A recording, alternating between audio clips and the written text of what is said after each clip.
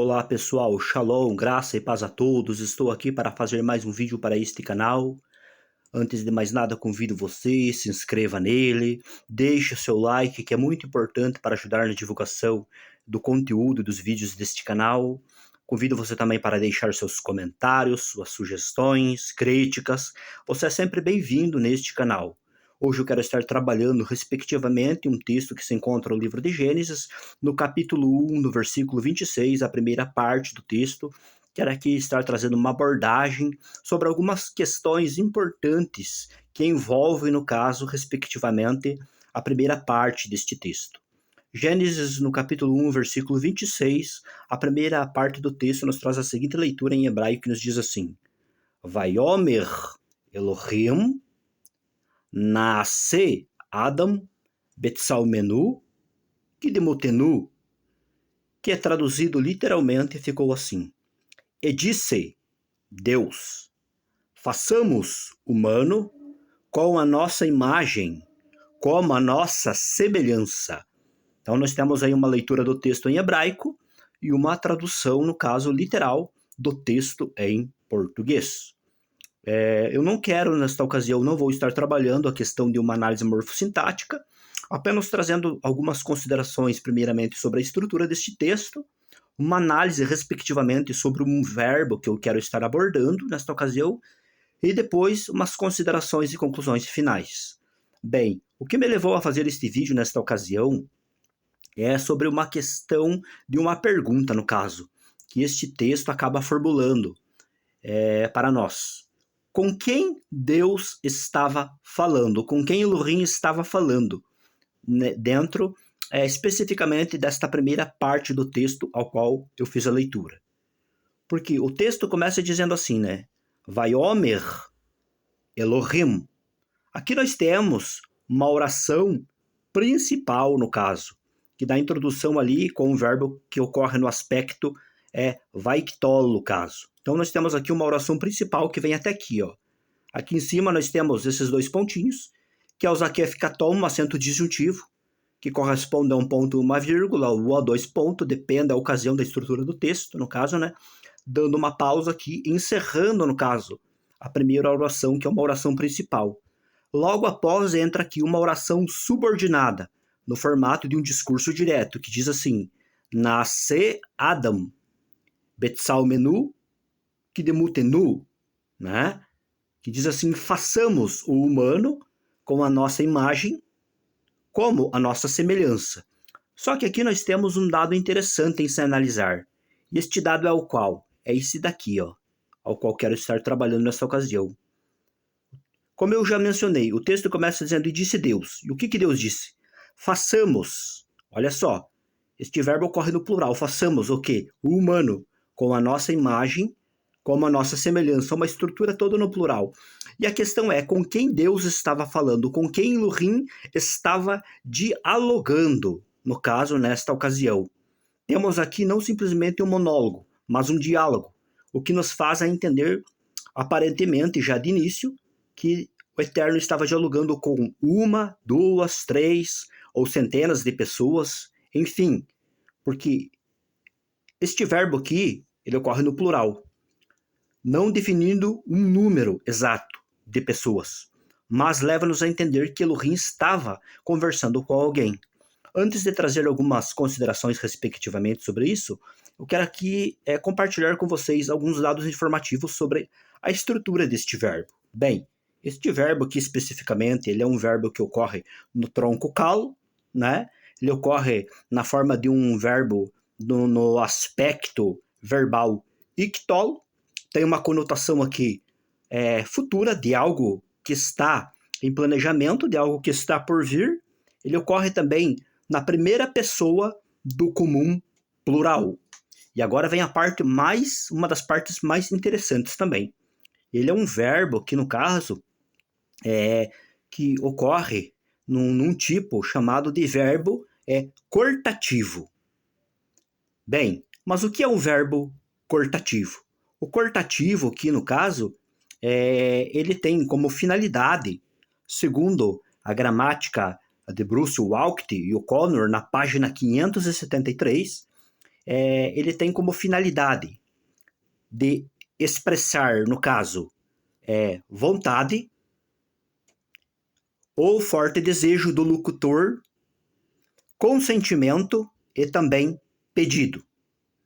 Vale salientar que este verbo sempre ocorre, quando ele ocorre na forma do cortativo, ele sempre ocorre na primeira pessoa, seja do singular ou do plural. E a gramática do Bruce Walker, nesta mesma página, ela acrescenta mais uma coisa.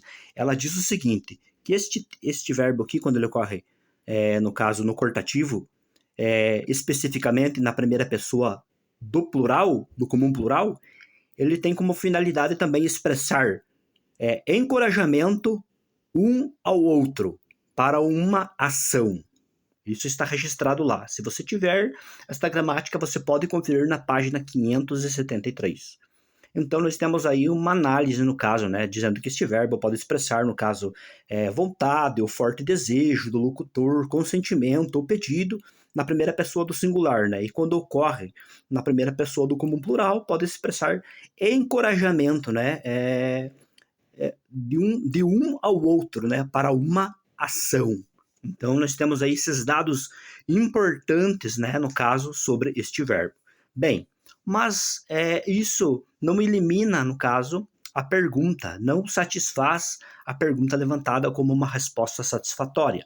A questão é, com quem o Eterno, com quem Deus estava falando? Bem, sobre isso nós temos, pelo menos, eu trouxe aqui 4 possíveis interpretações, no caso, né?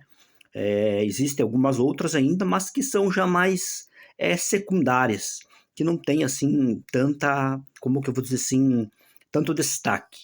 Bem, a primeira opção, no caso, é que este verbo aqui, que ele ocorre no plural, façamos, ele pode ocorrer na forma de um plural majestático divino. Esta é uma primeira opção. Uma segunda opção, no caso, é que este verbo aí, ele pode estar se referindo que Deus estava conversando com a sua corte celeste.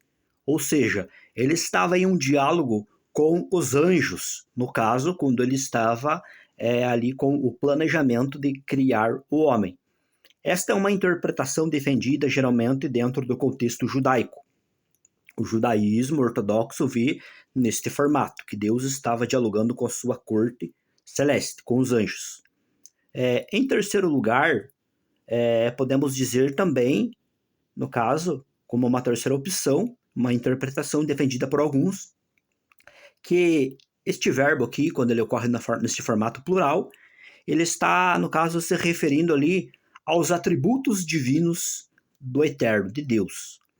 Ou seja, os atributos, os predicados, as qualidades de Deus são tão grandes, tão imensas, que elas acabam sendo expressadas num formato plural, no caso ali. Por isso que traz essa ideia de façamos, né?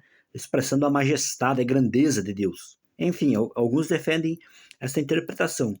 E por quarto e último lugar, no caso, tem aqueles, né? Existe também a interpretação defendida por aqueles também, dentro do contexto do cristianismo, que entendem que aí Deus estava falando aqui Deus, quando diz façamos, Deus estava falando com o Filho e também com o Espírito Santo, no caso, né? Fazendo uma referência aí à Trindade, ou seja, o Deus Pai, o Deus Filho e Deus Espírito Santo. Deus estava acontecendo ali um diálogo, no caso, entre as 3 pessoas da divindade, né? Segundo a interpretação cristã, no caso, e eles estavam em um planejamento, no caso, para ali concretizar o ato da criação da humanidade, do homem, no caso de Adão, que foi o primeiro ser existente, no caso.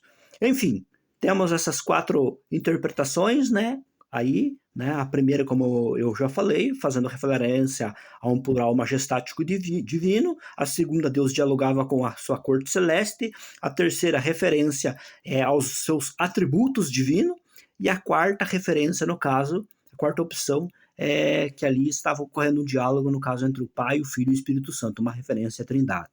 Então, temos essas 4 opções, no caso, aonde se divergem as opiniões, no caso, sobre a interpretação desta primeira estrutura do texto aqui. No caso, quando diz, e disse Deus, façamos, no caso. E aí eu deixo uma pergunta para você. Qual é a interpretação que você segue? Deus estava conversando ali, no caso, com a sua corte celeste? Ou é uma referência a um plural majestático? Ou uma referência aos seus atributos divinos? Ou ali é um diálogo entre o Pai, o Filho e o Espírito Santo, uma referência à Trindade, segundo é interpretado dentro do cristianismo? Eu vou deixar aqui essas 4 opções e a resposta fica por sua conta. Qual é o ponto de vista que você defende? Então, o que eu queria compartilhar nessa ocasião com vocês eram esses dados informativos, respectivos sobre este texto bíblico. Deus abençoe as suas vidas e até um próximo vídeo.